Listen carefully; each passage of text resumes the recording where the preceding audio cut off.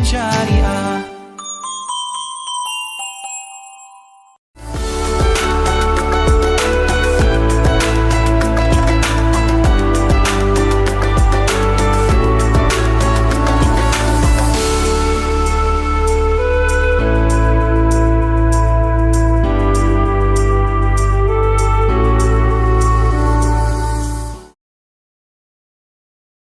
Dipersembahkan oleh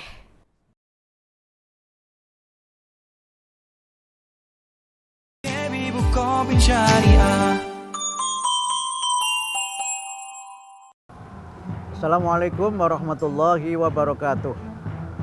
Alhamdulillahirabbil alamin wa bihi nasta'inu ala umurid dunya waddin. Wassalatu wassalamu ala Muhammadin khatamil anbiya'i wal mursalin wa ala alihi wa sahbihi ajma'in, amma ba'd. Pemirsa Kolak dimanapun Anda berada, sekarang kita sampai pada episode 29 di acara Kolak. Dan ini juga merupakan siaran pada tanggal 29 Ramadan, yang berarti sehari lagi kita akan mengakhiri puasa pada tahun ini. Semoga semuanya tetap dalam keadaan sehat walafiat, dan semoga semua pemirsa tetap dalam rahmat dan lindungan Allah Subhanahu wa Ta'ala. Seperti biasa, saya akan baca pantun pembuka.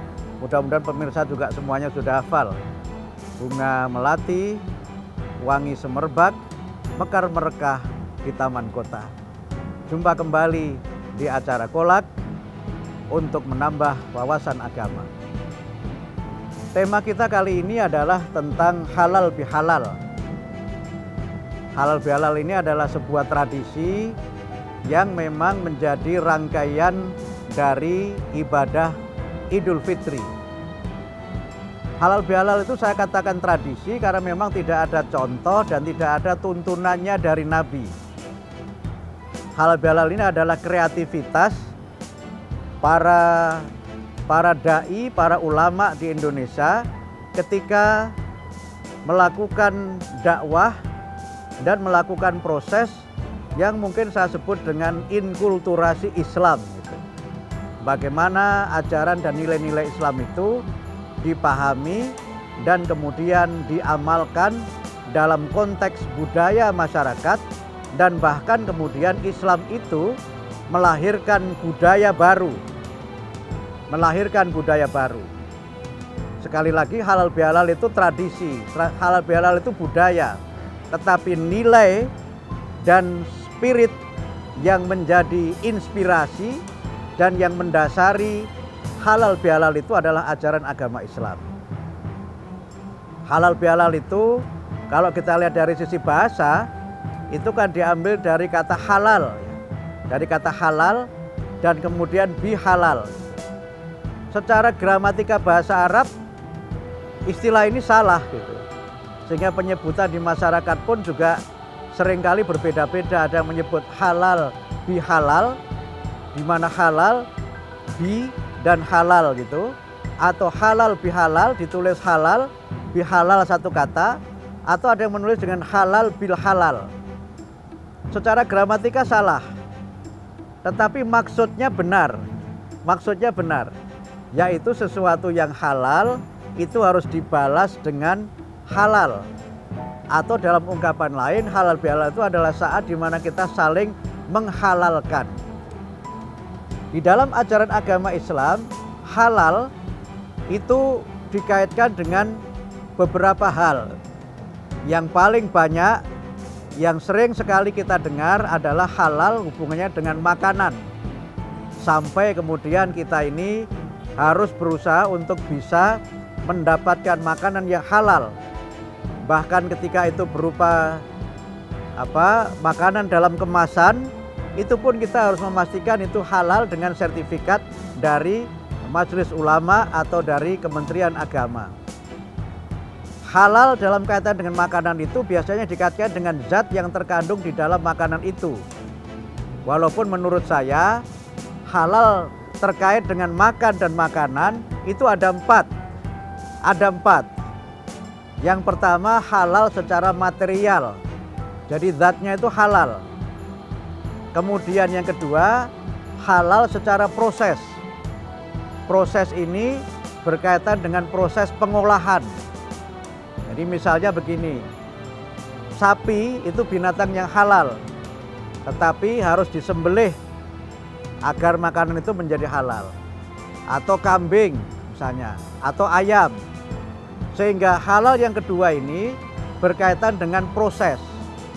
Jadi sesuatu makanan atau minuman yang secara zatnya, secara material halal, kalau prosesnya untuk kita mendapat menghidangkan makanan itu tidak halal, maka dia menjadi haram. Kemudian yang ketiga, halal dari sisi cara mendapatkannya.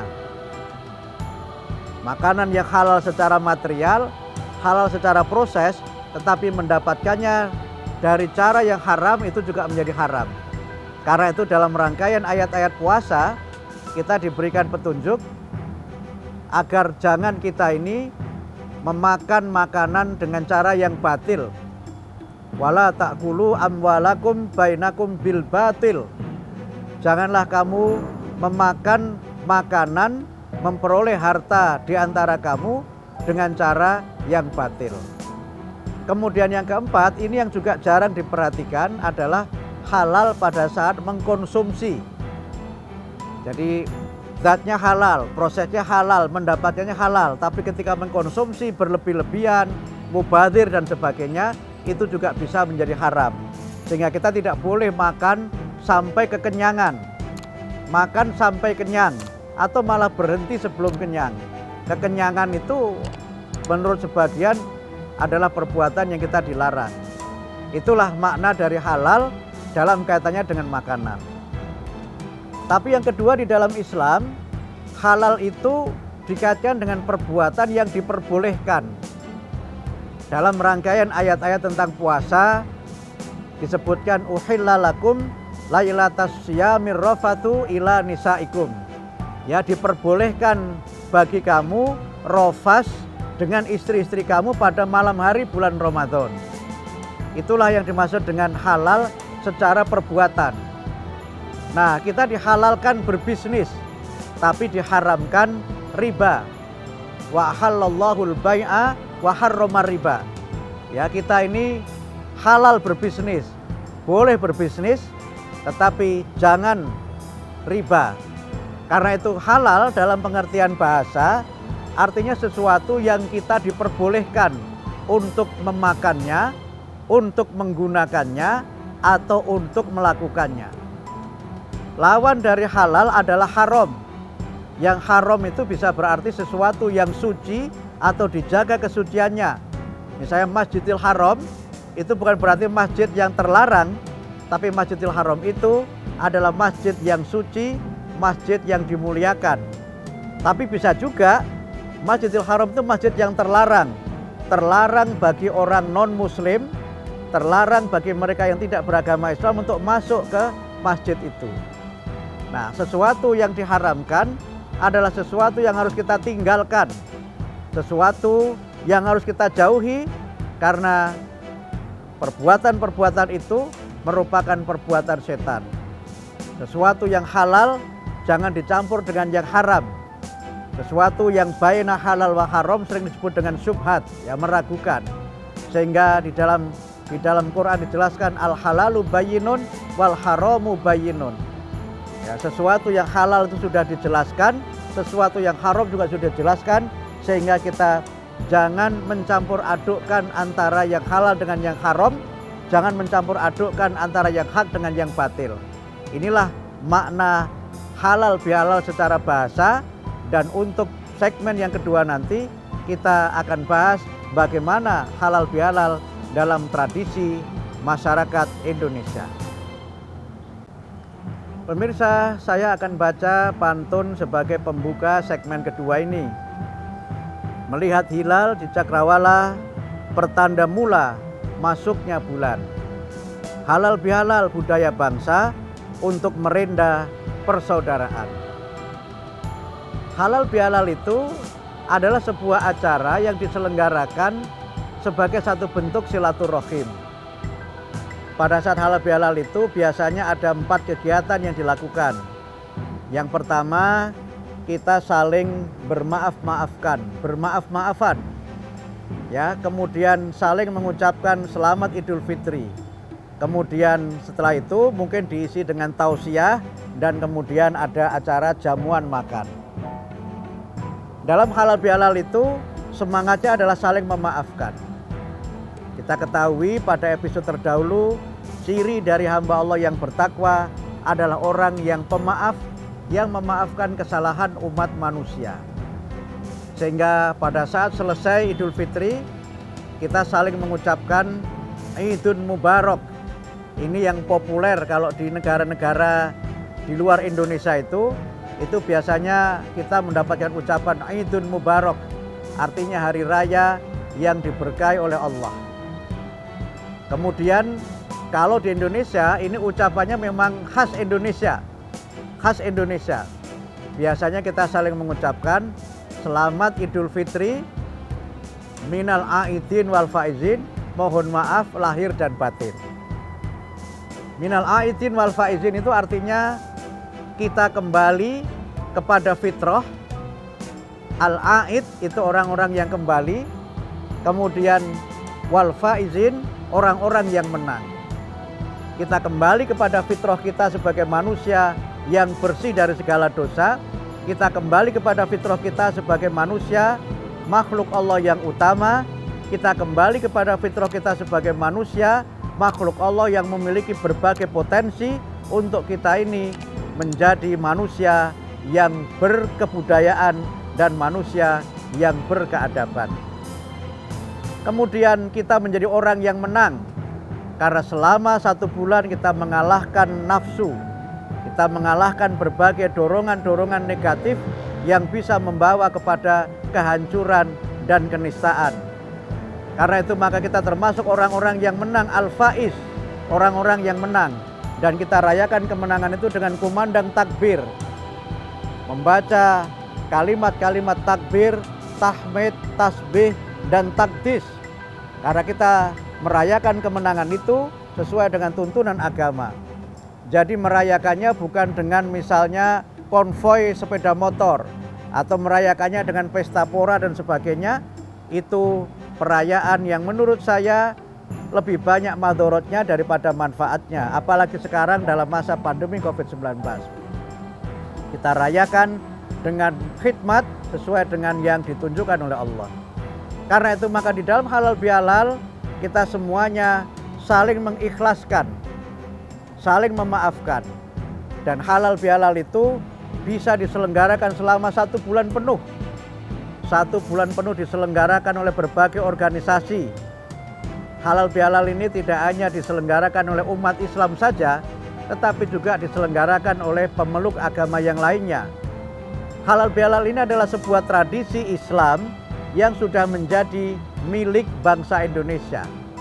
Oleh karena itu tadi saya menyebut halal bihalal ini bisa menjadi satu bentuk tidak hanya akulturasi, tetapi adalah inkulturasi, di mana di situ semua masyarakat tidak ada yang resisten, tidak ada yang merasa dirinya dalam ketakutan atau dalam ancaman, tapi semuanya merasa bergembira, semuanya mereka bersuka cita.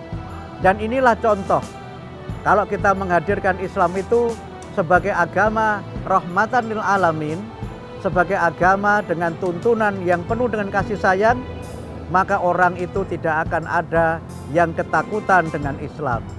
Malah orang-orang itu tanpa mereka sadari mengikuti dan bahkan kemudian menjadi bagian tak terpisahkan dari berbagai tradisi Islam. Sehingga kemudian kita bisa melihat banyak tradisi di Indonesia yang sesungguhnya inspirasi dan nilainya berasal dari agama Islam. Dan seperti yang sudah saya bahas pada episode terdahulu, Islam itu menjadi bagian penting dari kebudayaan Indonesia. Islam itu menjadi bagian penting yang membentuk karakter kebudayaan bangsa Indonesia. Termasuk adalah halal bihalal ini.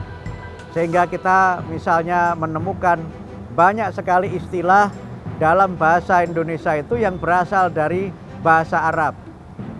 Banyak orang yang kalau bertemu misalnya mereka itu berjanji dengan menggunakan waktu-waktu sholat gitu. Kapan pertemuannya? Nanti setelah asar. Kapan pertemuannya? Nanti setelah maghrib atau setelah isya dan seterusnya. Itu menandakan betapa ibadah di dalam Islam itu telah menjadi bagian dari budaya bangsa Indonesia. Walaupun tentu saja ba'da maghrib memang penting kita berikan jamnya jam berapa. Ba'da isya jamnya jam berapa dan seterusnya. Sering kita menemukan ucapan salam misalnya. Assalamualaikum itu adalah greeting atau ucapan yang dituntunkan di dalam Islam. Tetapi sekarang semua orang mengucapkan salam walaupun dia bukanlah orang yang beragama Islam. Sehingga salam itu sudah menjadi milik bangsa Indonesia. Banyak orang yang ketika berjanji dia mengucapkan insya Allah, yang berarti kalau Allah menghendaki. Quran memerintahkan kita untuk senantiasa mengatakan insya Allah ketika kita berjanji atau berencana melakukan sesuatu. Karena bisa jadi last minute kita batal karena suatu udzur yang tidak bisa kita ketahui sesuatu itu terjadinya dan mengapa sesuatu terjadi. Ini sering sekali kita alami dan karena itu maka Islam mengajarkan kepada kita untuk senantiasa mengucap insya Allah kalau kita ini berjanji, mengucap insya Allah kalau merencanakan sesuatu. Itu sudah menjadi milik bangsa Indonesia juga. Kemudian yang berikutnya misalnya ungkapan-ungkapan yang berkaitan dengan perayaan-perayaan misalnya. Itu juga sering sekali menjadi milik bangsa Indonesia padahal dia adalah hal-hal yang berasal dari Islam. Misalnya tasyakuran, tasyakuran itu kan ungkapan yang berasal dari kalimat syukur yang itu bagian dari ajaran agama Islam. Kemudian berbagai event-event itu juga kadang-kadang memang menjadi milik semua sehingga mudik misalnya itu tidak hanya milik umat Islam. Seperti juga halal bihalal itu sudah menjadi milik bangsa Indonesia karena apa? Semua orang merasakan manfaatnya, semua orang merasakan kebahagiaan dengan saling memaafkan, dengan saling menghalalkan dan mengikhlaskan. Bagaimana kita melakukan kontekstualisasi halal bihalal? Kita akan bahas pada segmen yang ketiga. Pemirsa Kolak dimanapun Anda berada, kalau tadi ada ungkapan halal bihalal, ucapannya minal aidin wal faizin itu adalah kreasi budaya umat Islam Indonesia. Di negara lain tidak ada. Yang ada tuntunannya dari Nabi adalah kalau kita selesai melaksanakan ibadah puasa, tuntunannya adalah taqabbalallahu minna wa minkum. Yang artinya adalah semoga Allah mengabulkan, menerima ibadah kita semuanya. Kadang-kadang ditambahi taqabbalallahu minna wa minkum taqabbal ya karim. Itu kita membalas ucapan itu dengan taqabbal ya karim. Atau ada yang menambahi taqabbalallahu minna wa minkum siyamana wa siyamakum. Sehingga itulah ungkapan yang ada tuntunannya dari Nabi. Sehingga kalau kita kemudian saling memberikan ucapan greeting Idul Fitri, menurut saya kita mengucapkannya lengkap. Selamat Idul Fitri 1443 Hijriah. Taqabbalallahu minna wa minkum minal aidin wal faizin. Mohon maaf lahir dan batin. Itu ungkapan yang ada nuansa syariatnya, ada nuansa budayanya. Karena itulah maka dalam kita mengucapkan itu memang yang utama, yang ada nilai ibadahnya dan ada tuntunnya adalah taqabbalallahu minna wa minkum. Tapi ucapan sehari-harinya berbagai macam. Ada yang pakai puisi. Saya punya seorang kawan, seorang seniman begitu. Dia pernah suatu ketika memberi kepada saya kartu pos ya. Kartu pos Idul Fitri yang ucapannya itu begini. Walau sebutir pasir salahku, kumohon maafmu seluas samudra. Wah itu kan puitis sekali, enggak apa-apa gitu. Kadang-kadang yang muda-muda ucapannya apa? 00 ya gitu. 00 maksudnya seri saling memaafkan gitu. Itu juga ungkapan-ungkapan kultural yang milenial, tetapi jangan lupa tetap supaya ada tuntunannya kita mengucap taqabbalallahu minna wa minkum. Halal bihalal ini sesuatu yang di dalam sejarah itu ternyata juga sudah lama dilakukan oleh Muhammadiyah. Saya membaca dalam edisi Suara Muhammadiyah itu ada berita tentang halal bihalal pada tahun 1923 kalau tidak salah. Dipakai istilah alal bihalal atau halal bil halal. Bahkan sempat di Muhammadiyah itu, di Suara Muhammadiyah itu ada iklan barang siapa yang ingin untuk ikut mengikuti acara halal bihalal. Disebutkan di situ biayanya setengah gulden, 0,50 gulden. Karena itu kalau sempat di masyarakat beredar pendapat yang mengatakan bahwa halal bihalal itu diselenggarakan tahun 1948, sepertinya itu terkoreksi oleh berita Suara Muhammadiyah itu. Tahun 20-an Muhammadiyah sudah menyelenggarakan itu, berarti 20 tahun lebih sebelum yang disebut tahun 48 itu. Ada yang menyebut bahwa halal bihalal itu pertama kali diselenggarakan tahun 48 atas usul Kiai Haji Wahab Hasbullah kepada Presiden Soekarno. Ada yang berpendapat begitu, tetapi Muhammadiyah menyelenggarakan itu karena ada dokumen di Suara Muhammadiyah. Maknanya apa? Sebelum itu masyarakat sudah menyelenggarakan. Mungkin tahun 48 itu diselenggarakan sebagai sebuah perayaan dan peringatan kenegaraan. Karena memang pada tahun itu terjadi ketegangan politik yang cukup runcing. Tahun 48 terjadi pemberontakan PKI Madiun. Dan umat Islam dan masyarakat Indonesia memang terbelah-belah.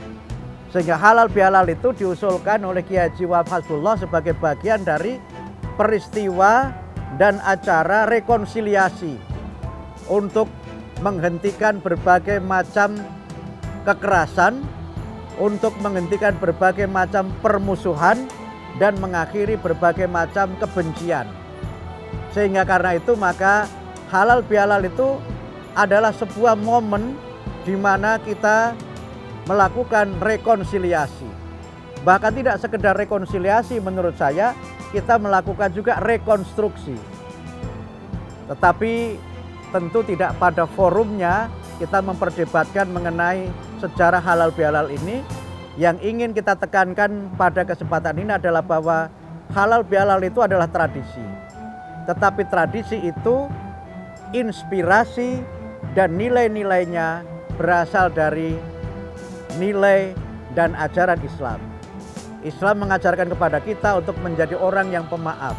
Islam mengajarkan kita untuk menjadi orang yang senantiasa rela hati dan orang yang senantiasa berusaha melakukan islah, perbaikan-perbaikan untuk kebaikan kita bersama-sama. Sehingga karena itu maka kita tidak ada salahnya menyelenggarakan halal bihalal dalam bentuk gathering, pertemuan-pertemuan. Tetapi memang semuanya harus kita lakukan dalam suasana yang sederhana. Dalam suasana di mana kita menyelenggarakannya mengikuti protokol kesehatan. Dan kita melaksanakannya tidak dalam bentuk yang berlebih-lebihan.